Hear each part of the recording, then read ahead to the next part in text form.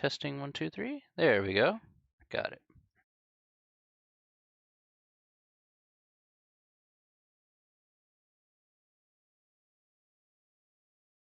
That was weird. Echo, echo, echo, echo, echo.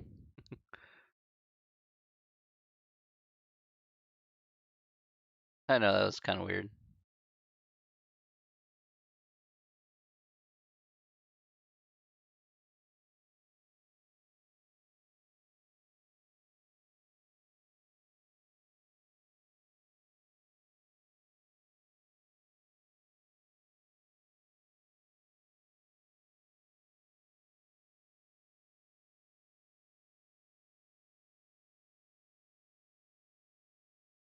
Okay, go. Can you guys hear the music or no?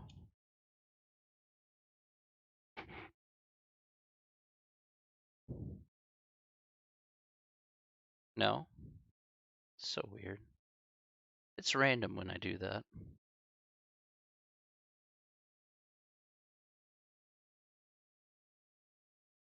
Let's try it again.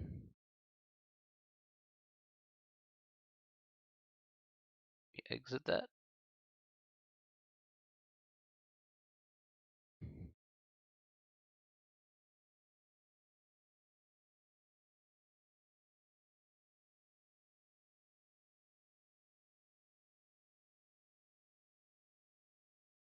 There we go. Now I think you guys can hear that.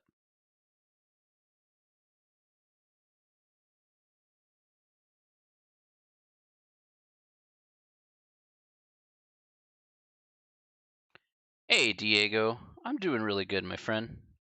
I had a slight headache when I woke up from my nap, so had to get a little bit of headache medicine, but hopefully I'll feel better after that.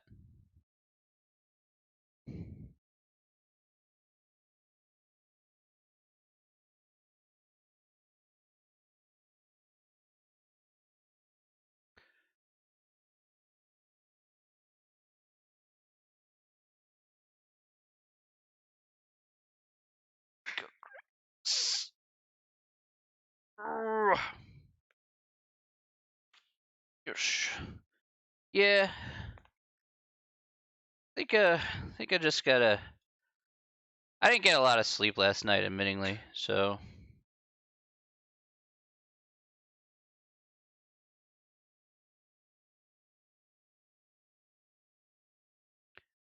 Mainly part of it's my own fault, so, you know.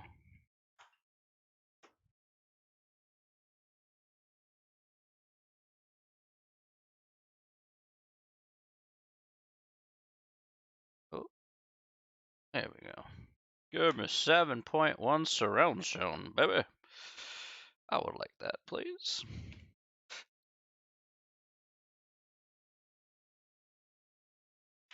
All right. Alrighty.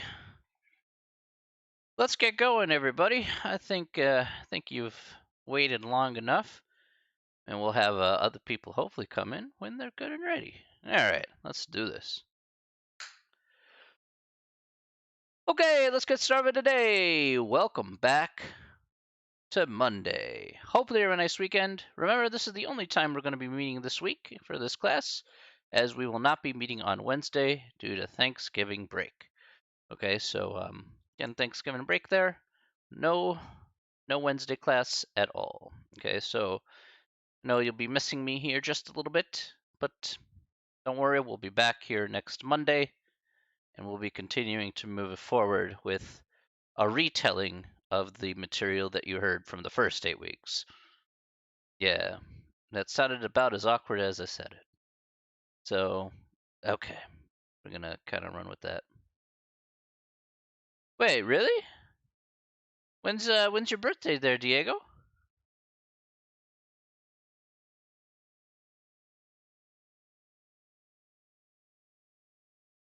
The 28th. There you go. Congratulations, my dude.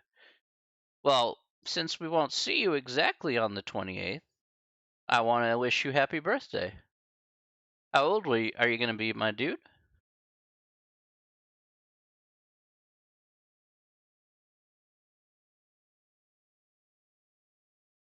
23, my man. 23 years old. That's great.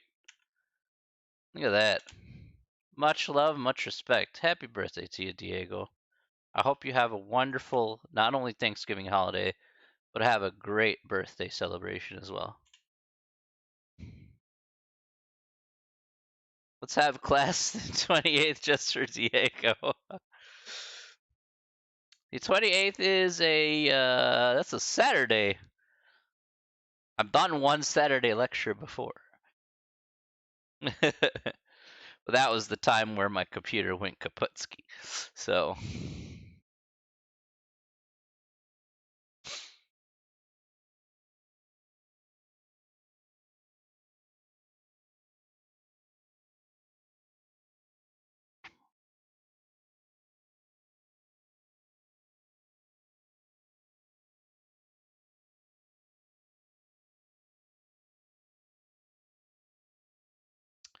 all right.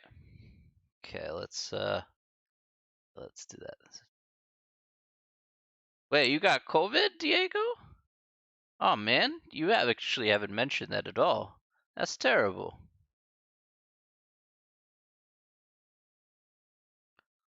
I'm so sorry, man. That really sucks. That's good. I'm really happy to hear that. Glad it didn't hit you too hard compared to others. It's no fun. Well, how about we move your birthday then? Okay, Diego. How about this? So, your new birthday is December the 10th.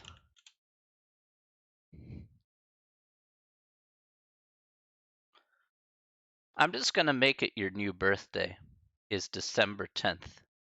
Yeah, it's such a bummer, bro.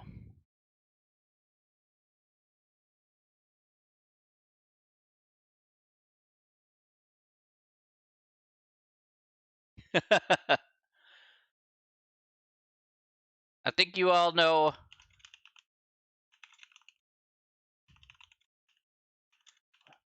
what happens on December 10th.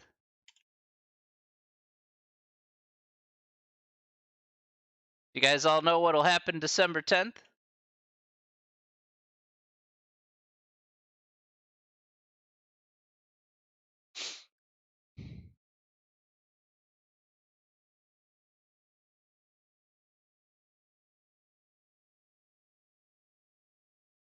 Well, not just that. Well, actually, just says December 10th, the last day of class.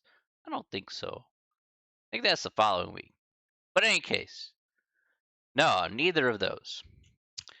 That is the first possible day.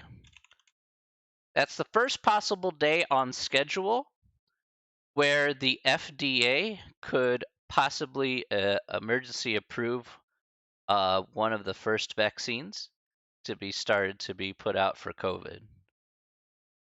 So they're going to be reviewing the data from the Pfizer vaccine and then could potentially release it that very same day. So, yeah, December the 10th, baby. That means it could be the start of the beginning of the end of this ridiculous disease. I'm so crossing my fingers. Well, I know, especially if somebody has COVID like you do, man, and you can't taste or smell anything, dude. Absolutely, 100%, man.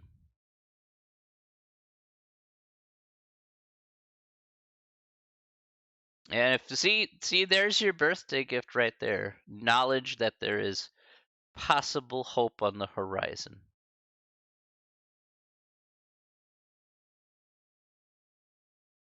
So I'm totally down with that.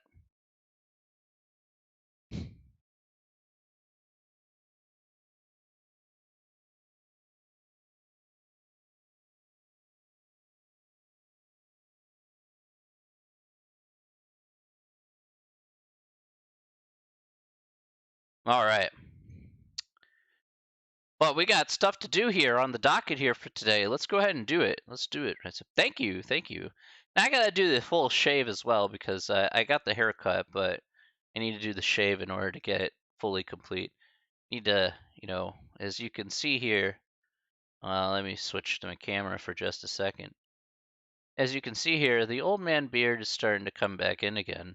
I got the little specks of gray, you know, got the little specks of gray.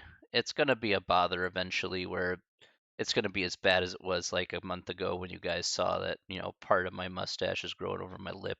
I'm like, yeah, it's starting to be bad. So I'm probably gonna shave it off probably by next week or so. And I'll have a cleaner face on my. I'll have a cleaner face. I'll go back to being 27. So that's the plan.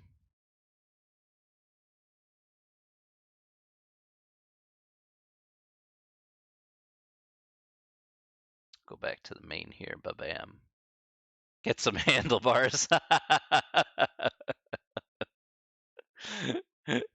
uh, hey, you gotta rewind time when you have a.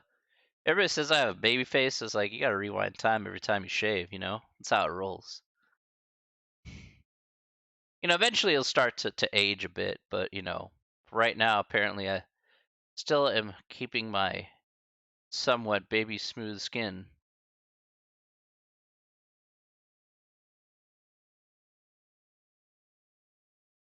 Don't worry, everybody. I'm going to age gracefully into a vulture. That's exactly what's going to happen with this big schnoz of mine. So, since we're going to go down that path, I might as well just remember the fond memories where I could actually shave and remove some age.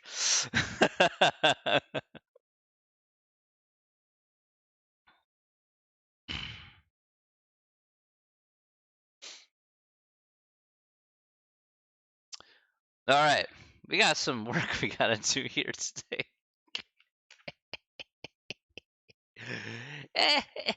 All right, gotta stop being super evil right now. I got work I gotta do today, so all right.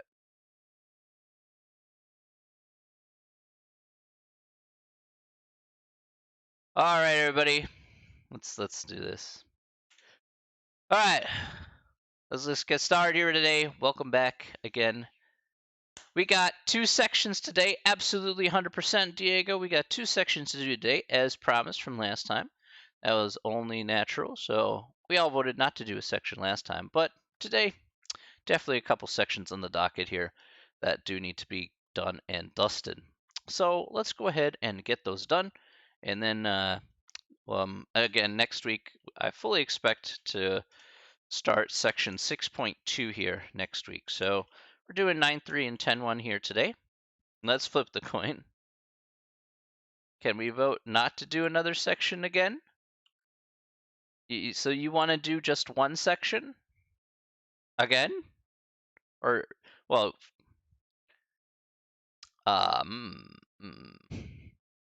mean, I have to do at least one section today. That's for sure. One section must be done. Otherwise, we're not making any progress.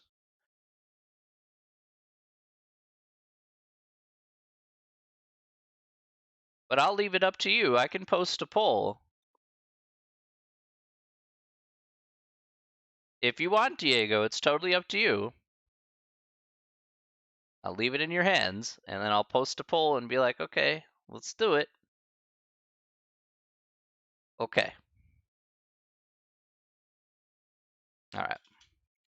Let's do it then. All right, so today in section 9.3, we're going to be talking about cylinders and spheres, all right? And we're going to be talking about specifically the three things with, yeah, let's do both to get them out of the way. I totally agree with that. All right, so today let's do cylinders and spheres. Okay, now we're going to talk about the most important part here. We're going to talk about surface area, and we're going to talk about, of course, the volume of both cylinders and spheres. All right, so we're going to want to, of course, state some formulas that go along with that. And let's go ahead and do that right now. let's first start off with cylinders. All right. All right, so cylinders, again, as you know, it looks like, again, cylinders could be like my medicine bottle here. Hey, medicine bottle. It's got medicine. Oh my gosh. Okay, so obviously cylinders look like this. Okay, a medicine bottle of some variety. All right. My medicine. Bah, boo. All right, anyway. My meds. Anywho. So let's talk about, we're going to talk about surface area here. We're going to talk about lateral surface area, total surface area, and we'll also discuss about volume as well. So it's going to bring up the paint tool here.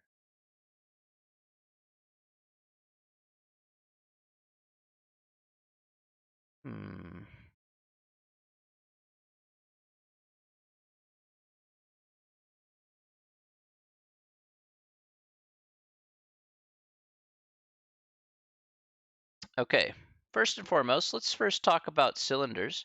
Let's talk about lateral surface area.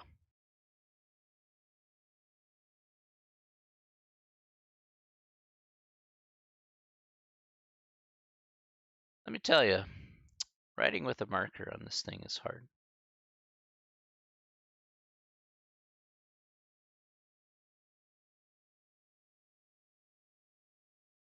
Okay, so with lateral surface area here specifically, we're going to be dealing with a couple things. Now, we could talk about circumference here. Of course, we have a diameter, we got a radius, we got a height of some variety.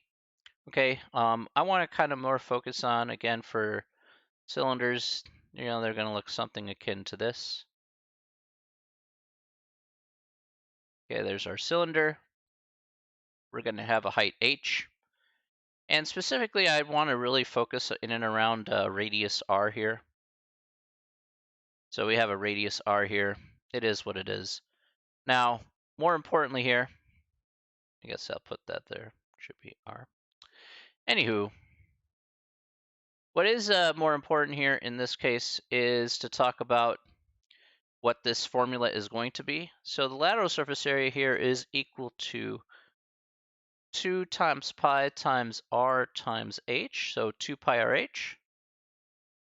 Okay, so this is the lateral surface area if we involve radius, or again, 2 times radius is diameter, so, or pi dh, pi times diameter times the height.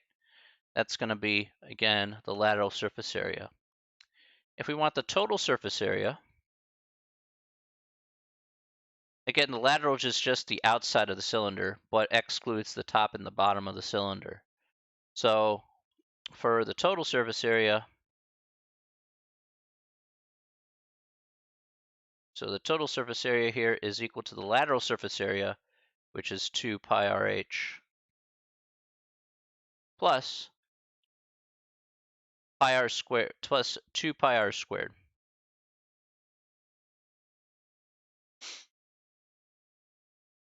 All right, so this basically is tantamount to saying L, and this is 2 times the area of the base.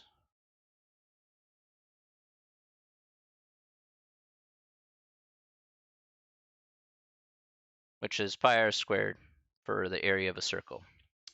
Okay, so that's a total surface area there.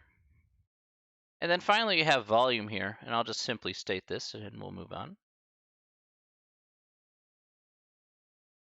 All right, so for volume here, that's going to be pi r squared h. Again, I'm not going to really use diameter here because I just feel it's just really hard to use. It could be 1/4 pi, what is it, 1/4 pi d squared h. Yeah, that's kind of a pain. So I just stick with radius because it's just a lot easier to look at, a lot easier to plug in numbers and less to do. So this is basically how we're going to attack cylinders, is with this. So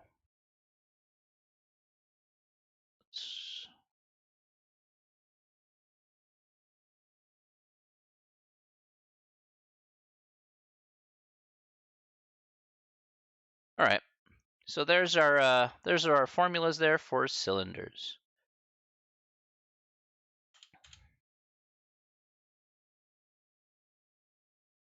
let's talk about spheres as well.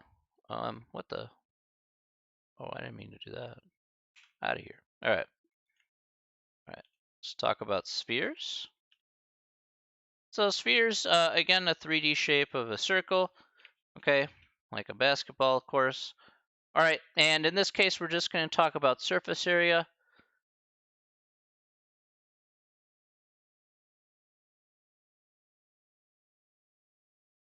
So let's do that right now. Let's do surface area.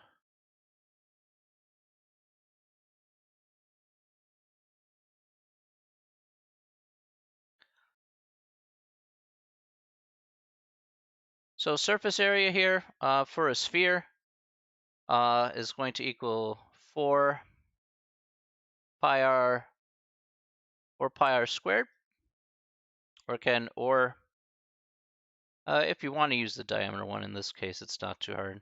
That's going to be pi d squared. Okay, so if you wanted to use that, you can. That's the surface area there. Volume here is going to be, again, this is going to be 4/3 pi r cubed. Okay, or pi d cubed over 6. All right, so this is another way you can look at surface area and volume here for a sphere. So again, a sphere, as we know, kind of looks like this. There's a nice little dotted line here in the middle. Kind of goes around. There you go. It looks like that. It's got a radius. It's a thing. All right.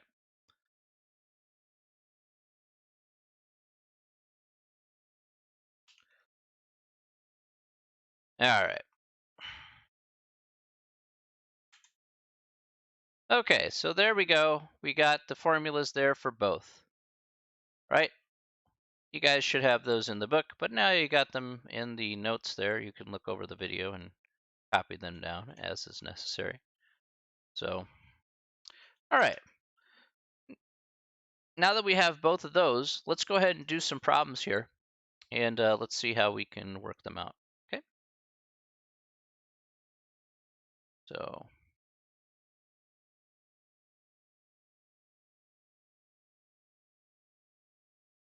all righty. Zoom in on a couple of these. Okay. Now I remember we did a couple of these. The septic tank one, I know I always do that one. So that one's a gimme. I remember I've done that one already. So I got to pick a couple that are different than those. So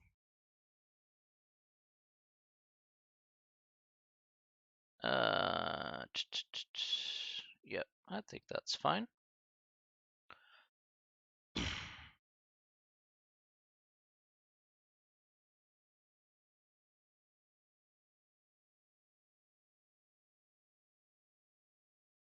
Okay. Let's take a good look here at let's look at this one here. Number 16. A spherical tank has a diameter of 16.5 feet. If a gallon of paint will cover 80 square feet, how many gallons are needed to cover the tank? Round to the nearest gallon. Okay, so a similar problem what we did here last time when we took a look at this particular section. But let's talk this through here for this one, 16.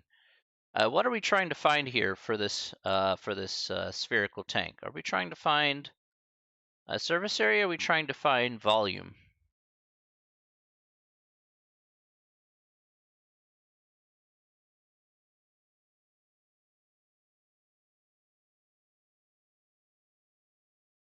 We're trying to find surface area. We're trying to find volume. Surface area. Okay, yeah, that's right. Okay, so let's find the surface area here with a diameter of 16.5 feet. Let's bring back our tool here.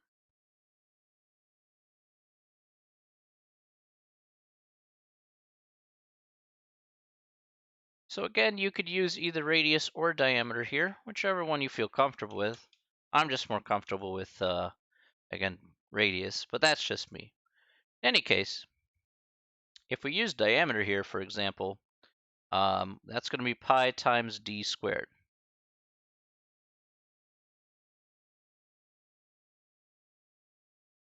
So we have pi times 16.5 squared. And then, whatever this is, which I don't know what it is, because, obviously you'll need a calculator for that. It's some decimal thing. All right. Remember that you're going to take that number there, and then you're going to divide that by 80. Again, 80 because in this case here, have a gallon of paint will cover 80 square feet in this case. So it's very realistic. So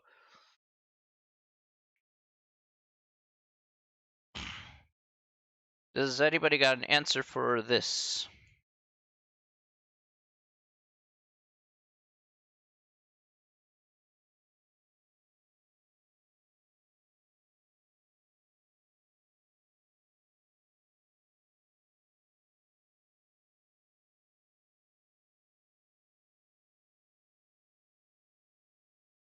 Okay, good. 10.69.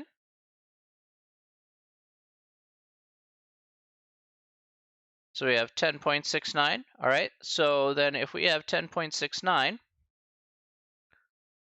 then again, since we're talking gallons of paint, we have to round up. So our real answer here is going to be 11 gallons. Since we're not allowed to buy 0.69 of a gallon. I mean, you can only buy 1 or 0. So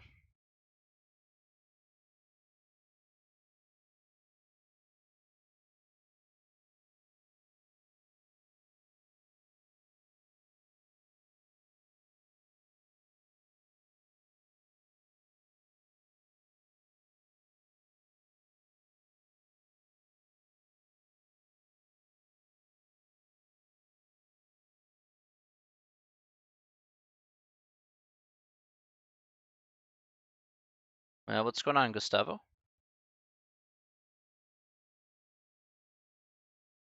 Yeah, but if you have a question.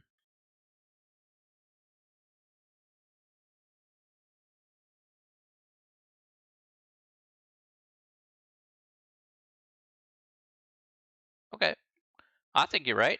That's what I got. So I think that's just fine. Nice.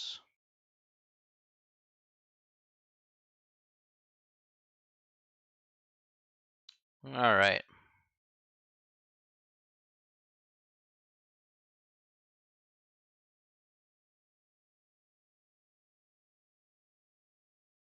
Oh, you're good, buddy. I'm very confident in your answer. Okay. Let's take a good look here at another problem. Let's look at the second problem here, and that should finish off that section. Okay.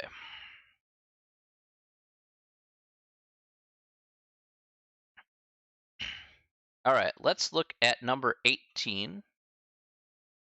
18, or do I want to put 24 on that one?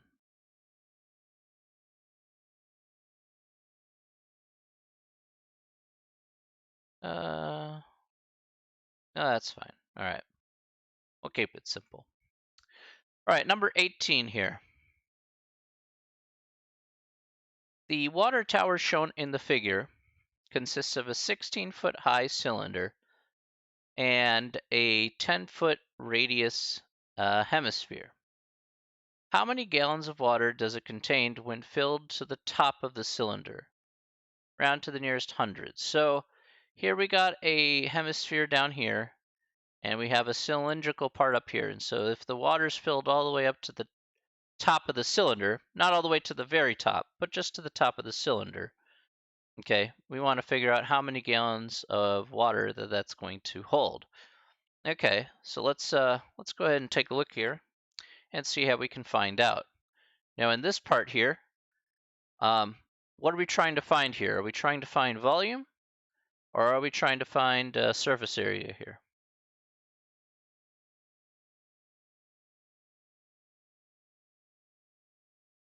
Okay, we're trying to find volume. That's correct.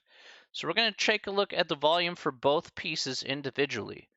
Okay, so let's first look at let's take a look at the cylinder part here, and let's find the volume here for the cylinder first, since that's probably, in our case, probably the easiest.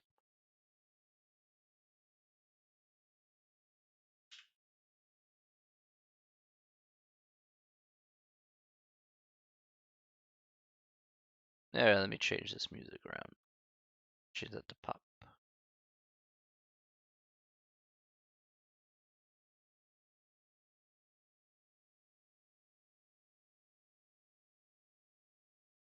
Okay, let's see here. Let's go to the cylinders here first. So just referencing back to our volume of a cylinder here. So we have pi r squared h. That's going to be our go-to guy right there. And so we're given here that the radius of the cylinder is going to be, let's see of our problem here. What is the radius of our cylinder? Actually, that's a great question. What's the radius of our cylinder?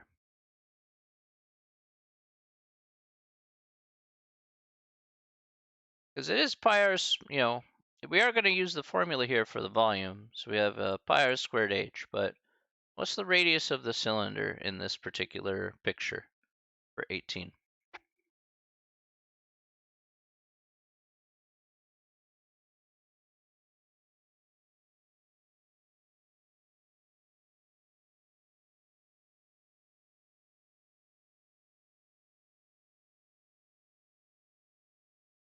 It's kind of like the important part here.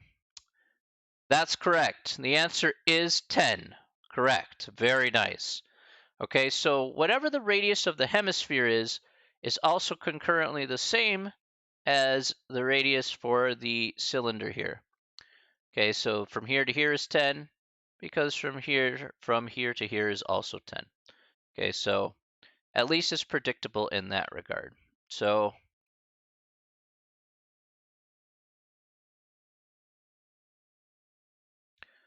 our radius here is 10. Let's go ahead and apply the volume for the cylinder part first.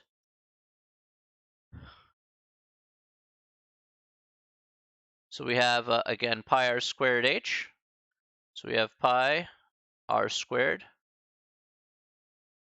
So 10 squared. Oh, that looks terrible.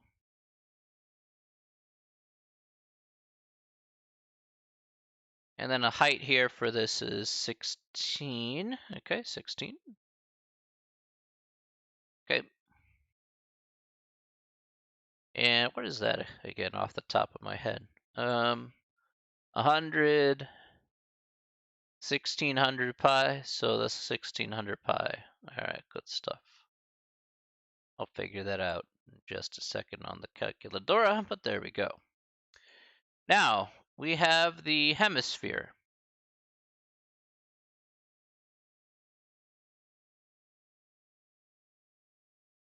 So let's go ahead and use the area of the circle, the volume, sorry, of the circle. My apologies.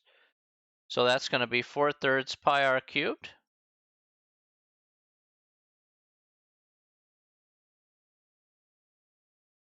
Okay. Now, so that's going to equal, let's take a look here. That's going to be 4/3 pi times 10 to the third. Okay. Now, I feel that we're missing something here. What are we missing here? I'm trying to find the volume here of this hemisphere, but it seems like I'm missing something. What exactly am I missing here?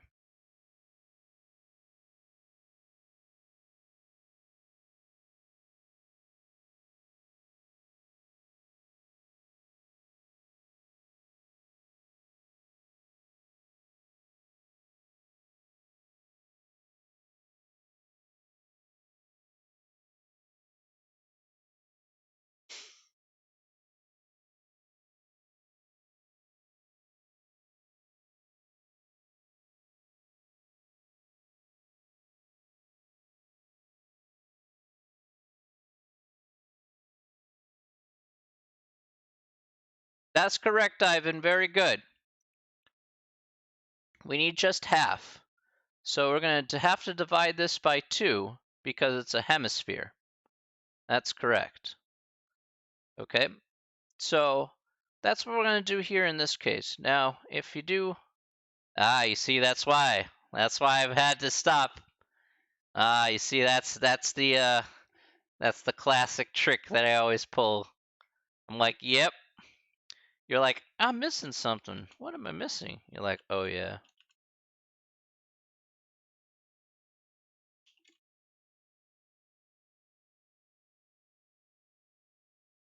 All right, so that's really kind of the key there, to divide by 2 for a hemisphere. All right, it's kind of a big deal.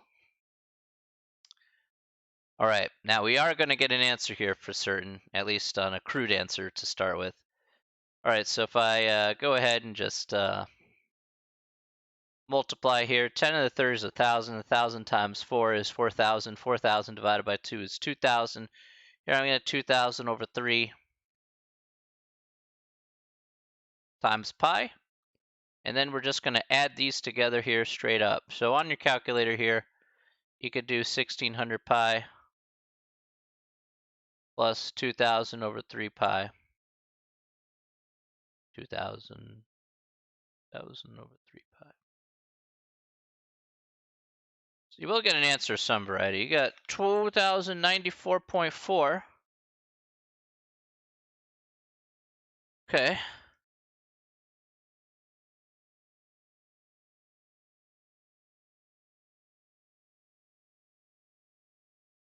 It's a little low.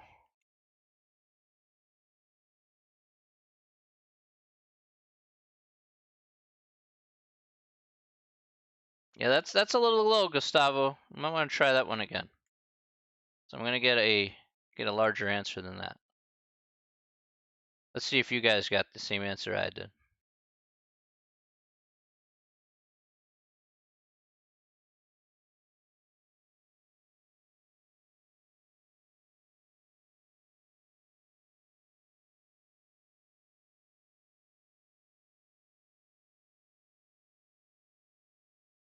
Again, you could do it in separate steps, so which is fine. I could totally understand that you want to put that together. All right, now 5,026 is 1,600 pi, which I agree with. That's 1,600 times pi. But that's just half the part. You need to add it to this. So this is what I would like you to add right up here.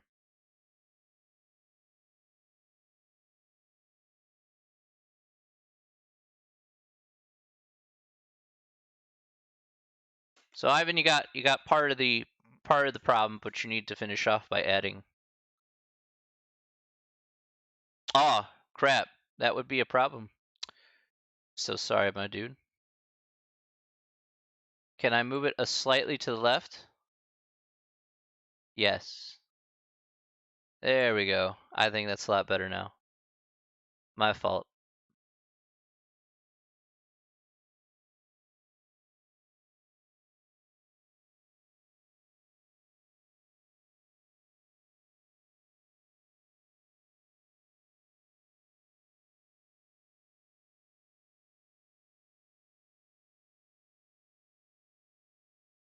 All right, 7120.94. That is correct. Very good.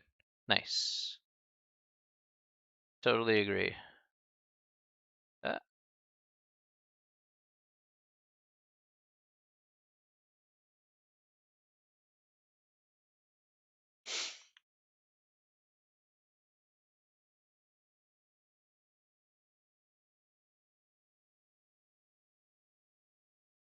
all right. Any questions about that?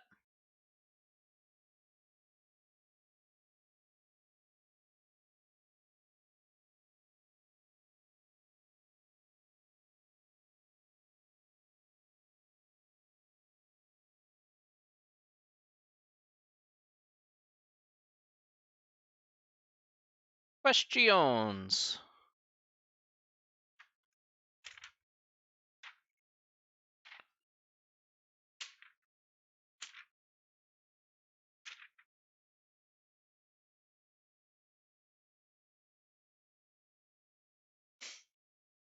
Nope. All right. Cool, cool, cool, cool. All right. So that's pretty much the end of section 9.3. Remember that we are not doing remember that we're not doing section 9.4 here. Okay, so on cones and frustum of cones. So again, that won't be reflected on the final or the second test. So you guys should be fine there. Okay. Um, this here. There we go. Yay. All right.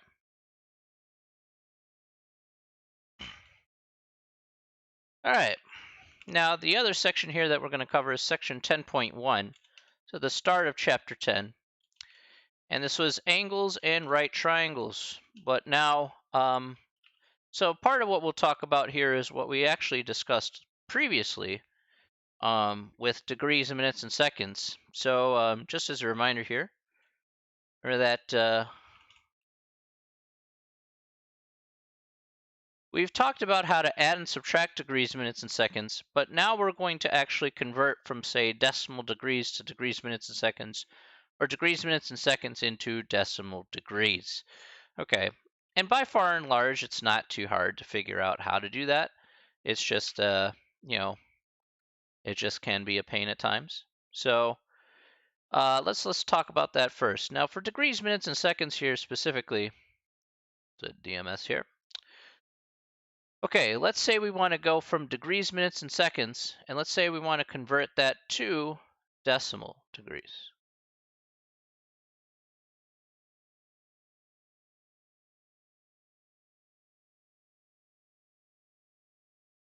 Okay, so we go degrees, minutes, and seconds to decimal degrees. Remember that degrees, minutes, and seconds here, what's the key? The key is fairly simple. Again, the key here is to remember that, again, 1 minute is equal to, we said 60 minutes is equal to 1 degree. Or another way to kind of look at it is if you're converting it into decimal, 1 minute is 1/60th of a degree. And if we want to convert, say, seconds to degrees, then 1 second here is equal to 1/3600th of a degree.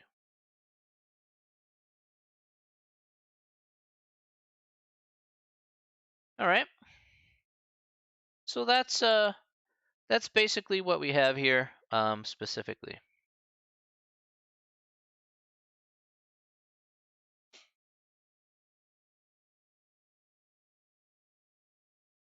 Now, with 1/60th of a degree or 1/3600th of a degree, this should make degrees, minutes, and seconds significantly easier. Reason why is because we could just do a simple conversion, and it shouldn't be too hard to figure out what we'll need to do next. So if we have, say, 35 degrees, 18 minutes, and 22 seconds, well, we're just going to take the 35, we're going to add 18 over 60,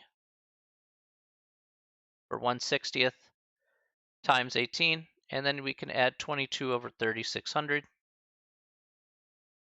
and then we can just we add those straight up together, and we're going to end up with an answer for our decimal degrees.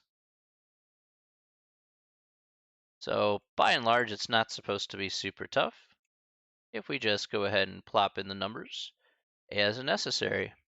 And if you do this out, you probably got this answer.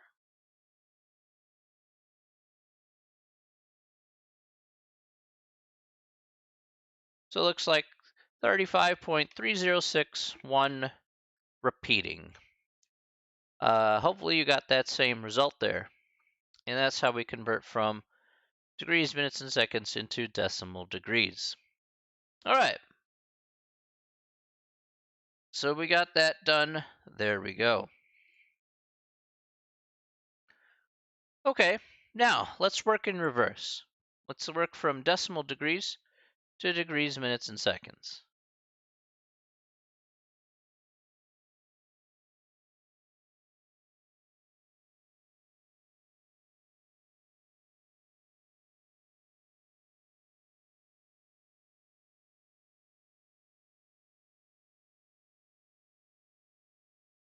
Okay, so decimal degrees to degrees, minutes, and seconds. Basically, again, we're going to put everything in reverse here. What's the key here in this case? The key here in this case is to essentially multiply by 60.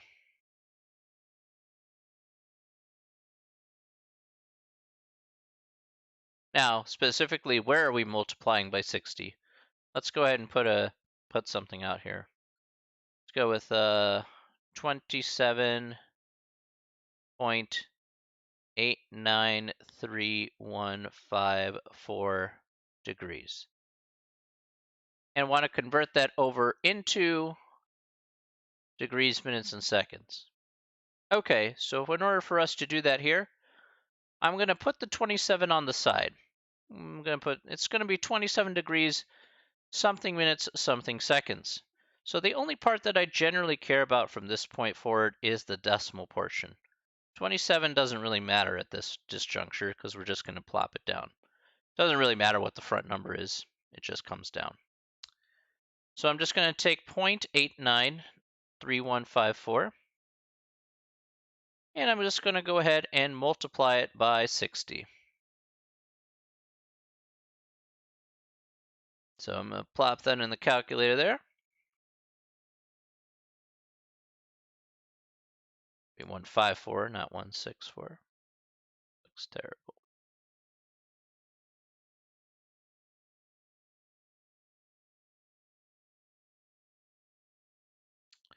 Okay, and so here in this case we get 53.58924. So this 53 is the one that's going to come out here. That'll represent our minutes. So 53 minutes is what we get here. And now we want to repeat this process here one more time. We're going to take the decimal portion here.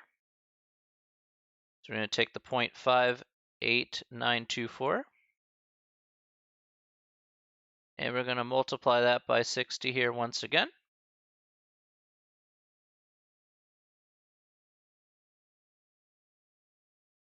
And so here we get 35.3544. Oh, sorry.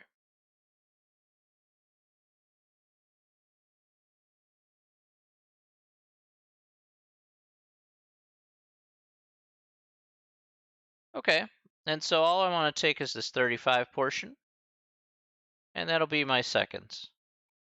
The decimal after that is irrelevant. So that's it. That's all we got to do.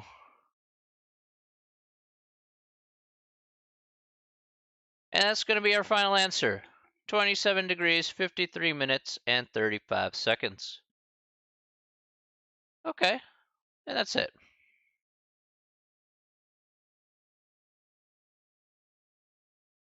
Any questions?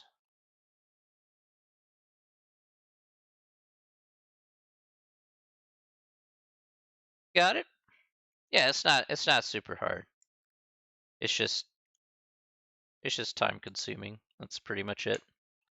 So, nothing too crazy. All right. Next, let's talk about the other angle measurement here that is important. And those are radians. So what we're going to talk about here is the other angle measurement, which is radians. So we're going to go from degrees to radians. So in degrees to radians here, remember we do have a unique conversion here. Again, let's go ahead and write that out here. Put this on the thing.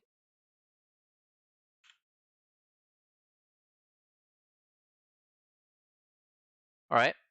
So the conversion is going to go like this. If we want to figure out the number of radians something is, we're going to take the degrees here.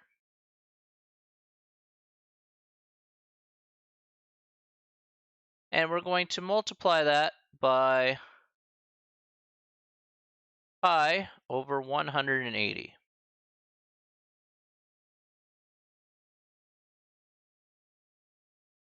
Okay, let's put a little note with this, okay?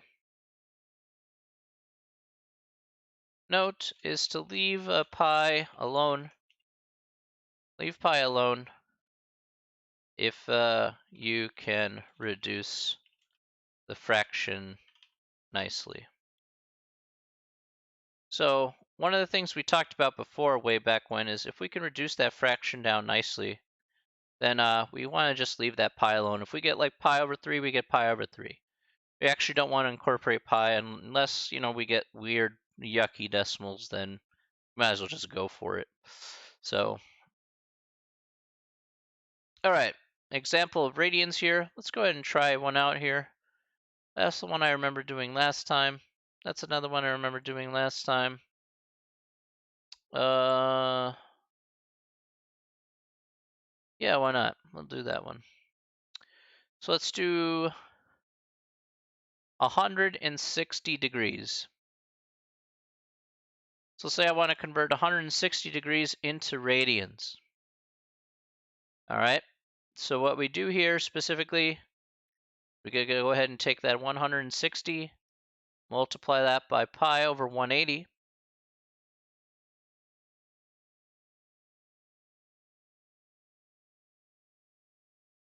Okay. And now we want to reduce this fraction down of 160 over 180. So 160 over 180, if we reduce that down, what's that fraction going to be?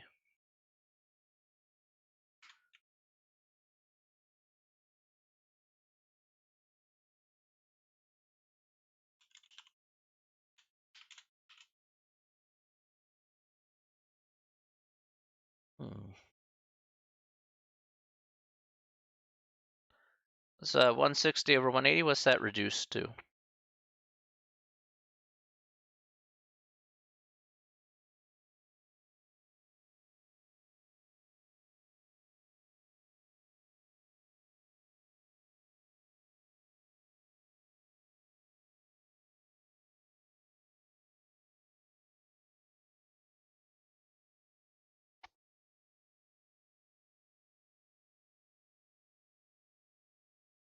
Eight ninths, that's correct.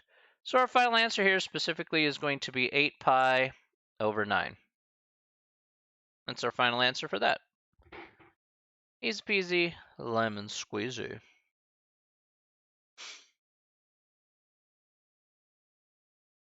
All right, so that's not too hard. It's pretty straightforward. You can keep it like that, it just makes it easier. Now we can also work in reverse, so let's not forget about that. So working in reverse here, if we want to find the number of degrees,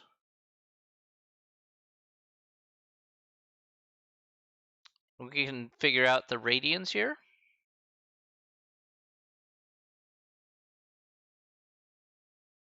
So radians times 180 over pi.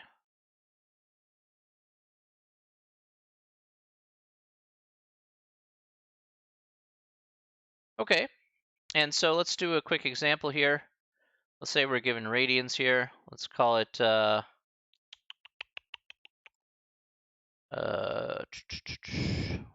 like, yeah, let's do that. Let's say I'm converting 11 pi over 6 into degrees. Hey, Alex, how are we doing? Aw, man, it's going great, my friend. I hope you're doing really well, Alex.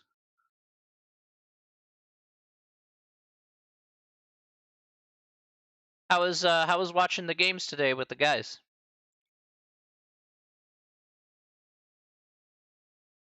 I hope your weekend was good too, my friend.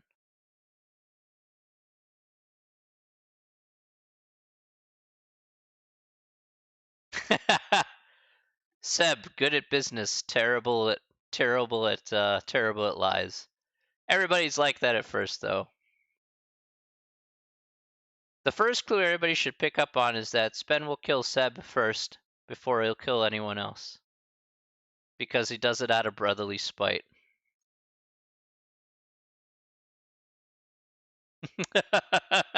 Brotherly love with quotation marks.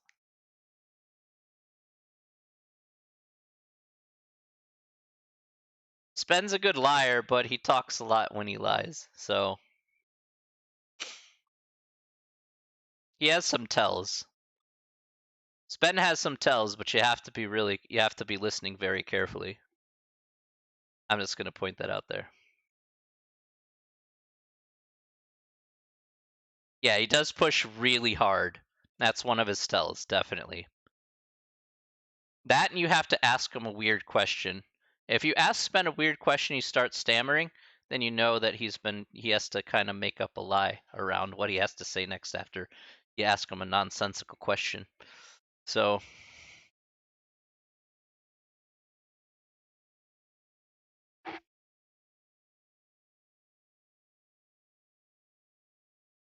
he's a smooth talker though, so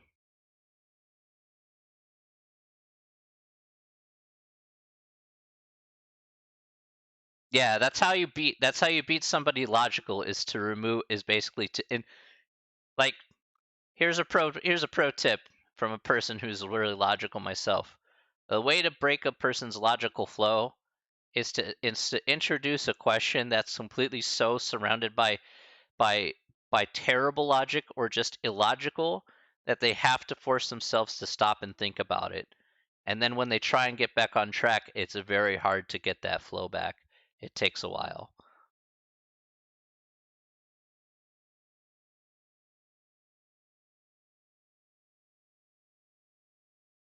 So that's a way you can catch people if you're like trying to logic their way through but are completely lying to your face.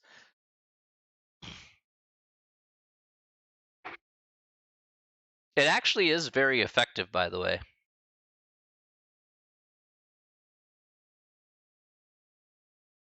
True story, a school shooter. Yeah, true story. A school shooter was actually stopped because of that.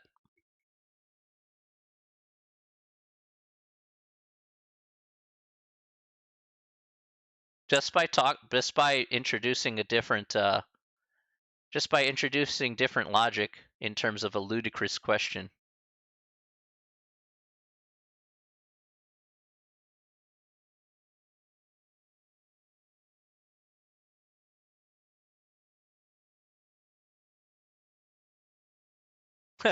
No, I know that. But actually it was true. A woman was held hostage by a potential school shooter and she asked a question saying I think she asked a question about to the shooter says, it's just basically it's just kind of it's kind of out of his mental gourd and is like, okay, well, you know, something about the bathroom, like it wasn't about her going to the bathroom, but it was about, about I guess his relationship with his dad. Is like, what do you think about cleaning bathrooms or some crazy question like that? And then suddenly it's just like shifted the whole conversation and tone and it was able to kind of talk him down and quell his anger, until the police arrived and arrested him. So I was like, damn. True story. Psychological games, they work.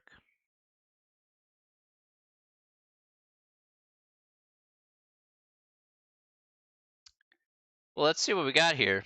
This is a yeah. Sometimes just throwing people off is pretty much the name of the game.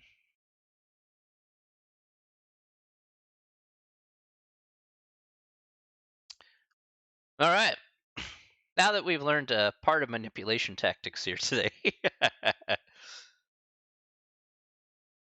11 pi over 6 times 180 over pi.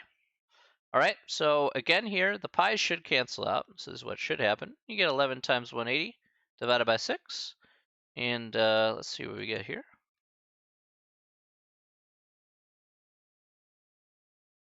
Hey, Alex, you have a wonderful day, okay? Have a good night and take care of yourself, all right? Yeah, don't forget to hashtag it, my friend. Much love, much respect, my dude. Take care, mate. All right, so we got 330 degrees here as our final answer. There we go. Easy peasy lemon squeezy.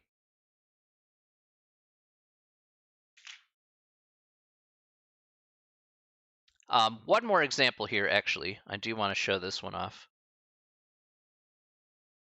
If we're given, say, something like 1.3 radians, then you're just going to do the same process here. Do 1.3 times 180 over pi. In this case, there's no pi's to cancel, so you just kind of want to do it straight up as is on the calculator. Okay, so you're going to do 1.3 times 180 and then divide that by pi.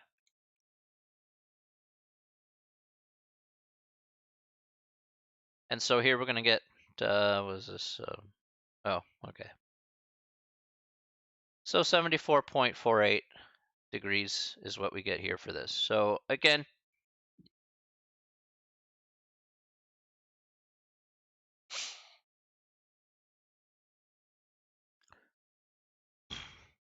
this is basically how it's going to roll. All right. Any questions, guys?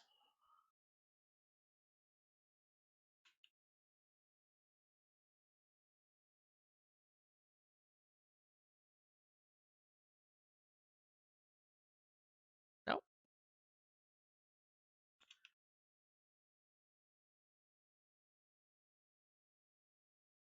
All right. There we go. All right. So that's that next part there. There we are. Perfecto. All right. No, no, no, no, no. No, they all say. They all tell me I'm worthless. I said, fine. I'm worthless. Ha ha. Where did Gustavo go? All right. All right. I'm not sure where Gustavo went. Well, I guess he'll be back. All right.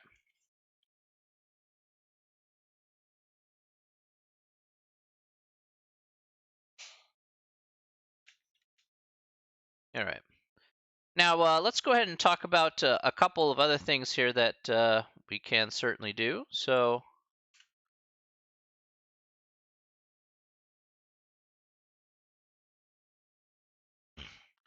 the next thing that we could talk about here are two applications. So let's talk about that here, applications of radiance.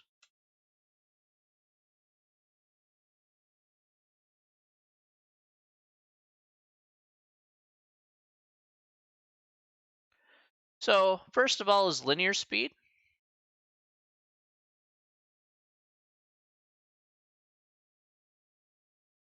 So linear speed can be defined as, they define as v for, like, say, velocity is distance over time.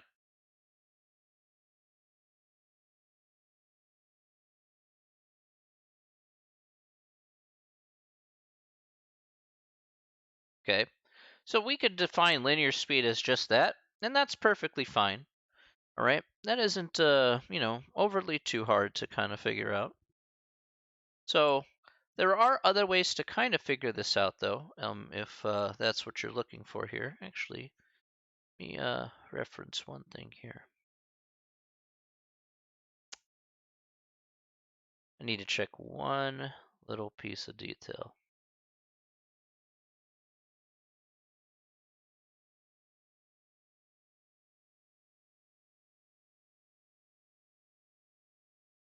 I don't care about that part.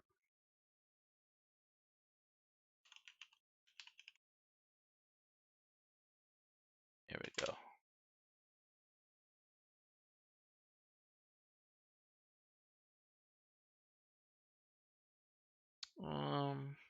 Yeah, all right, that's fine. Okay.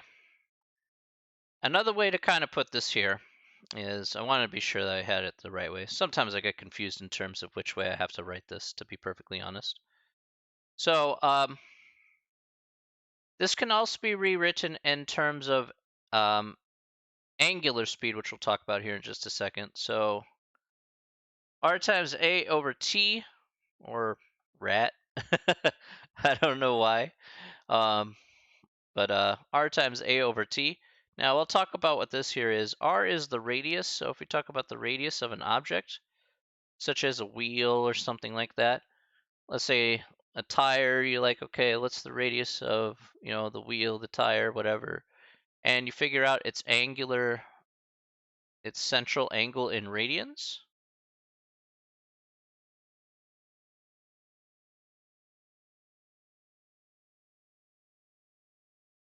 So that's the most important part here is this A is a central angle in radians. And of course, time t is just that. So if you actually want to figure that out, you can actually do it using our second thing here, which is angular speed.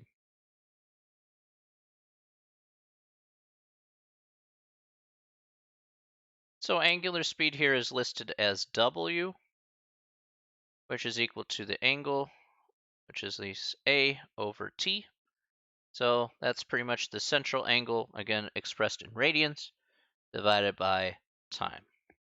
Okay, so that's why radians there is important. There you go. Right away is what you see is pretty much what you get. Right, this is basically the big thing here. If distance isn't given to you, you can actually find it using the radius and central angle and all that stuff. So, right. So let me go ahead and plop that in there.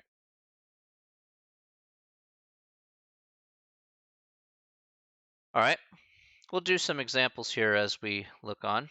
Finally, the last concept here, at least in this section, and then we'll do some problems here.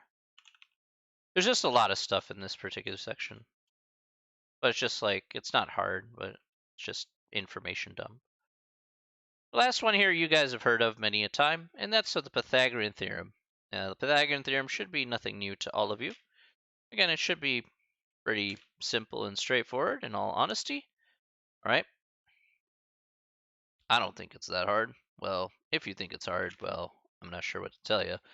But you've heard Pythagorean theorem probably like a bazillion times by now.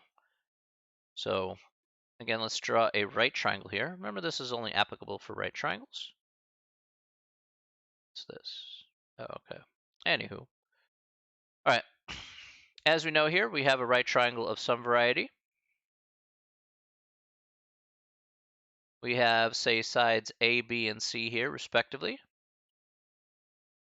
And we know that A squared plus B squared equals C squared. Okay, so this is our good old Pythagorean theorem. This shouldn't be anything brand new to anybody. It's like, okay, you guys seen this hundreds of times. Obviously, we'll talk more about right triangles once we get to them in the next section. But again, nothing too crazy. You're like, wow, it is a thing. Yeah. All right. In any case, more importantly, let's do some problems here and let's see how we can figure out certain triangles here. All right, which hopefully won't be too bad. Which hopefully won't be too bad here. Yes, we'll need to do, actually, I'm missing a couple things here. Why do I feel like I'm missing a couple things? Let's see, what am I missing?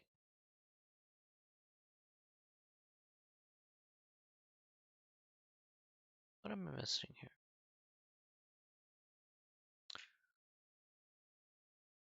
Oh, that's what I'm missing. Okay. All right. Whoops. I am missing two things. My bad. I do need to actually state that there. Okay.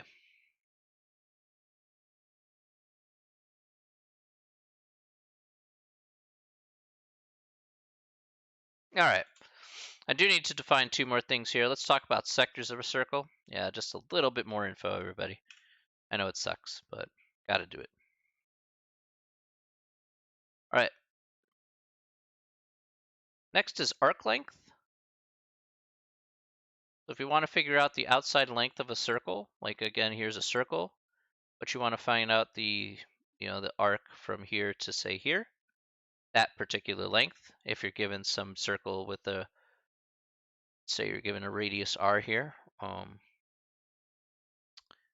maybe I should do it that way. So you have some angle in here. In any case, more importantly here, what's the arc length? The arc length here is listed as S is equal to R times A. Again, A being the central angle in radians.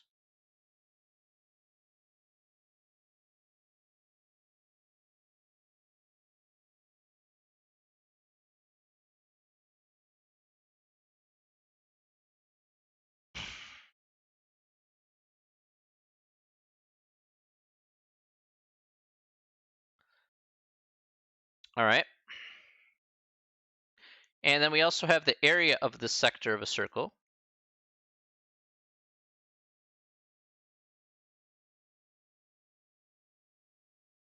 Not the area of a circle, but the area of, like, say, a pizza slice.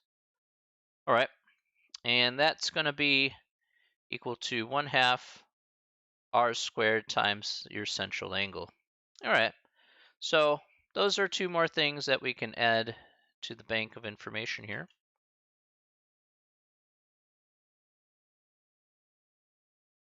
In this case. All right. So just a little bit more there to add to our already bankable information. Okay. Now, let's go ahead and do some problems here. Not everything in this section will cover necessarily all the things we've written down, but come on. Where are you? Yeah, there we go.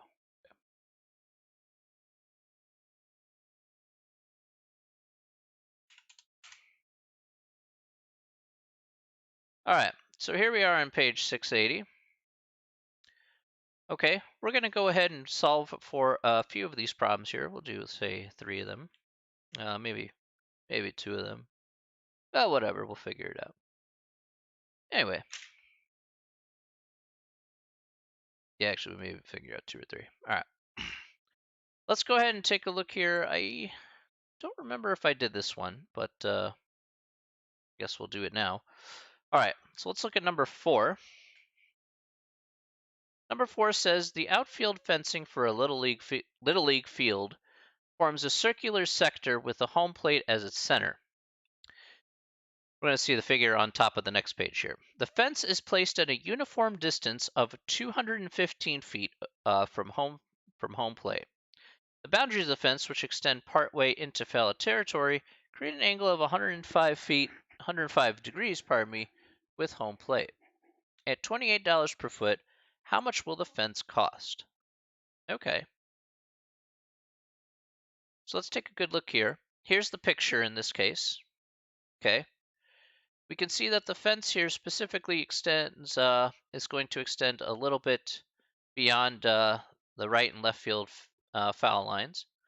So again, it forms an exact from home plate here.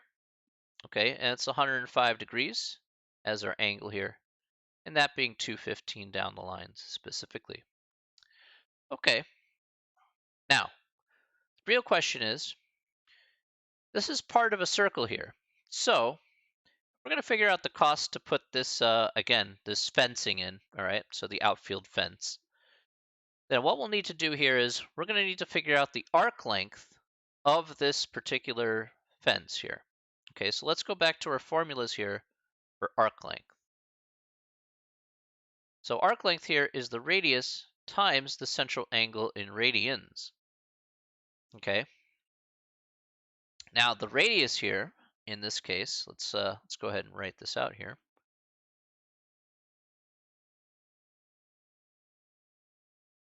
That's number 4. So the radius here is going to be 215. That's 215 feet according to the picture there. Go back to our picture. There we go.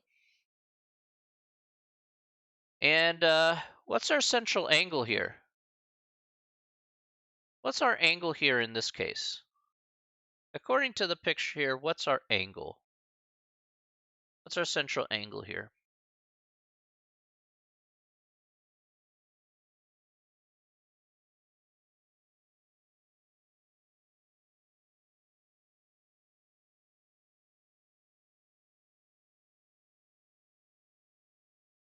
What's our central angle here in this case?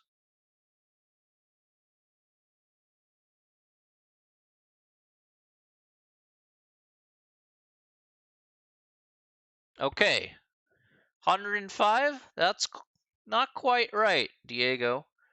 The one thing that is important here is, let's go back to the sheet here for just a second. This is why I asked this question here.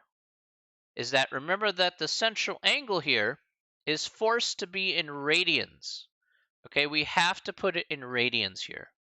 So be careful. This is one of the trick portions of this question here, is that you must put the, so I guess I'll put it as a key here, key.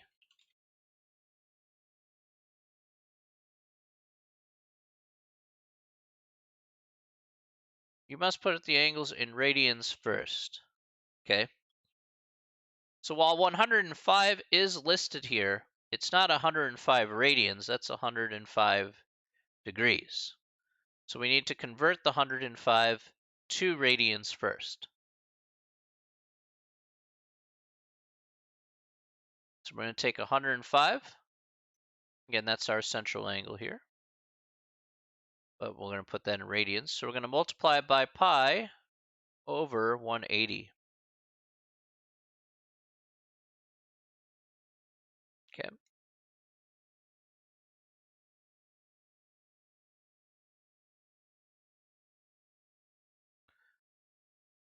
All right.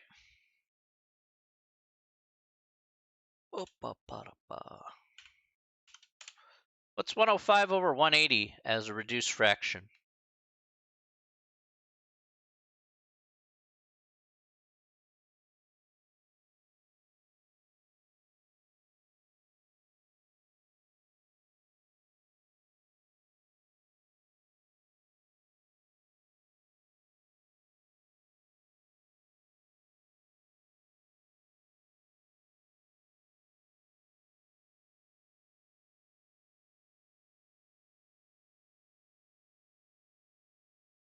What is that as a reduced fraction there? 105 over 180.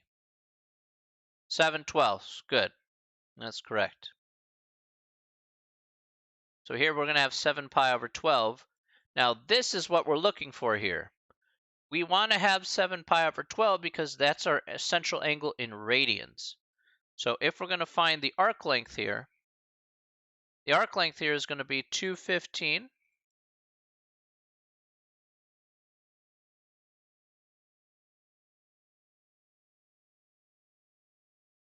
equals 215 times 7 pi over 12.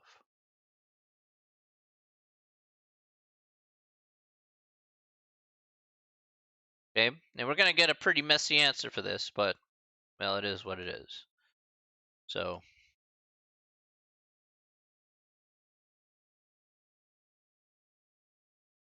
all right, and we're going to take that answer. All right, so this is what I get here. Check that here.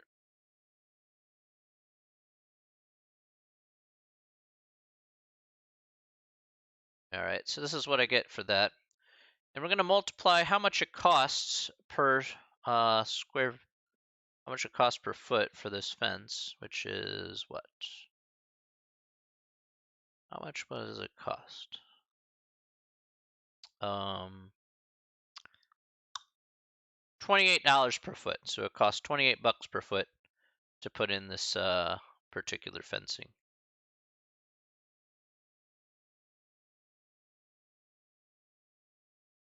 Let's multiply by 28.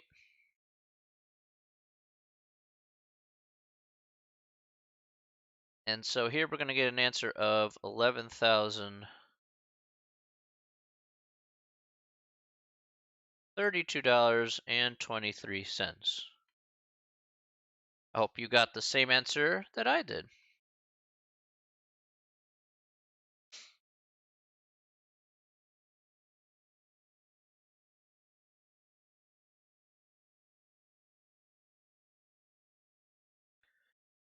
Any questions about that?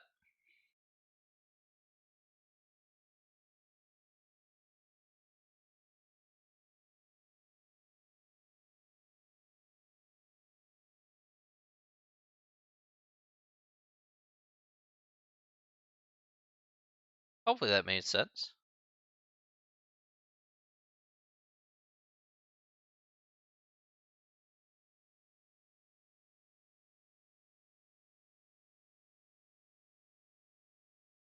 Any questions at all so far? Got just one more to go here, so.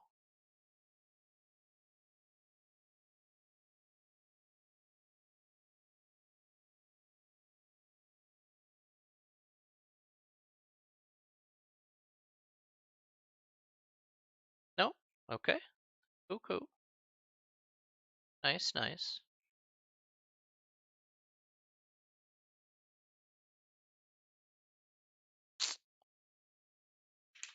Not that one there. All right. All right, let's do one more here. I think one more because I did that question already. Now that I think about it. I know I did that and I did that. So let's look at here we go. That's the one I want to do. Number 9. Number 9 says if the indicator on a flow rate meter moves 75 degrees in 16.4 seconds, what is its average angular speed during this time? So it moves 75 degrees in 16.4 seconds, right, on this flow meter. I want to find its average angular speed during this time. So again, the key here is in this problem, we're given 75 degrees, but not 75 radians, okay? So we got to convert degrees into radians in this problem once again. Then we'll just divide by time, and we should be good to go.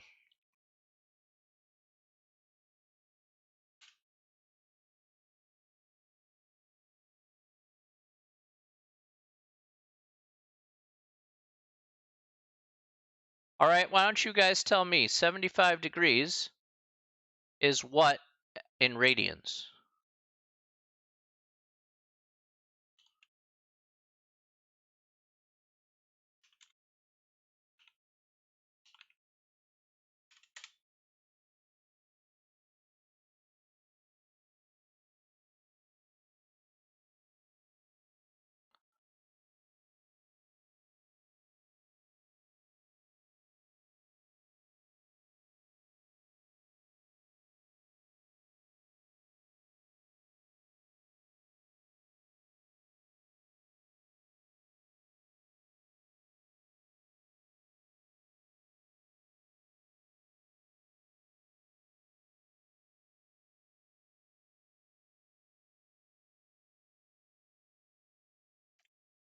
The 75 degrees in radians.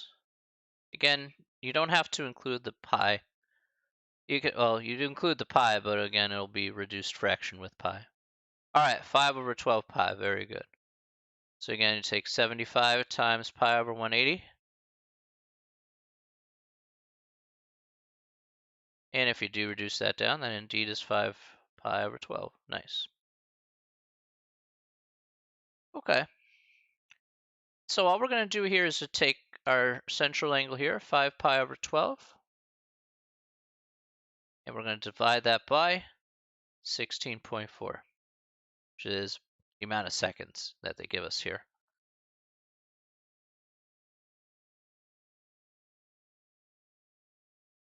And we're going to get a messy answer here, by the way, so, but again, that's life, so no worries. All right. Anybody got an answer for me here?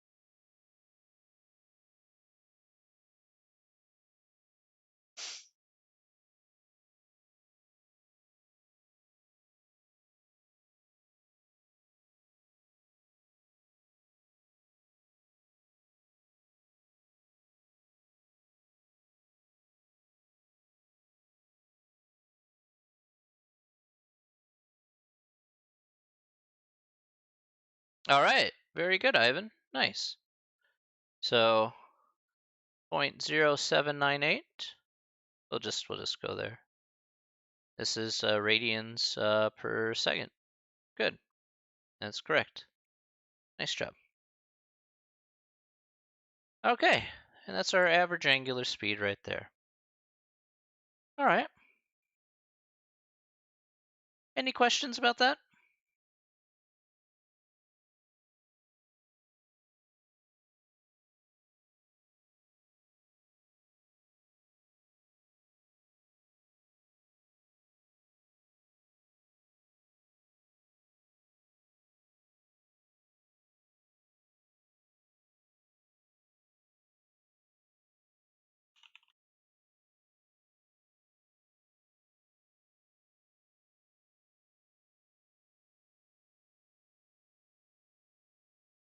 No? Okay. Great. Okay. So that will take care of the material there from section 10.1. Okay. All right. Those are the ones that I think I want to cover there. And then so for next time here, we're going to do just one section here. Those are the short stuff. I know more 10.1 is a lot of information. But section 10.2 and 10.3 will now focus on the right triangle, doing sine, cosine, and tangent. Okay, so we can spend a lot more time doing that stuff here because, again, I remember from last time you guys had a really tough time with that because we went over that really fast. But this time, we definitely have a lot more time to go ahead and cover that one individual section for you guys, so it's a little bit easier to follow. So I'm sure you're going to have a lot of questions for me here next time. But I definitely will go over much slower here for section 10.2 to make the basic trigonometry here a little bit more viable without having to buzz through it so fast. So hopefully we're looking forward to that next Monday. Next Monday, everybody. Okay. So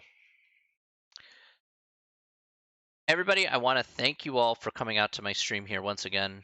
You guys are all lovely individuals. All right. Thank you so much again. You guys make this worth it, as you all know.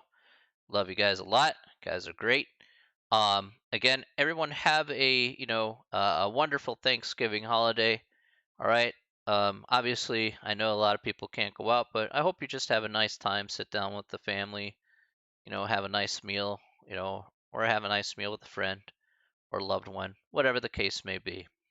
But yes, again, like I said, December 10th, hopefully that there's light at the end of the tunnel away from this COVID crap, and then hopefully we can all start to slowly move on with our lives as soon as the vaccines start to roll through everyone.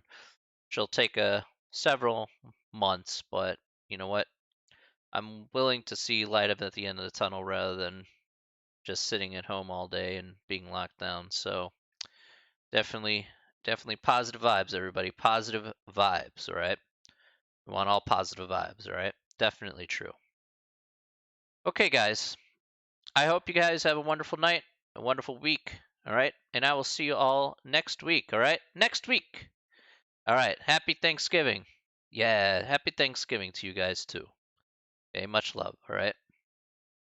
I'll miss you guys. Miss you guys for the week there, but you know, hey, thanks. Thanks, Diego. Thanks, Ivan. Thanks, Sophia. Thank you. Thank you, everybody here.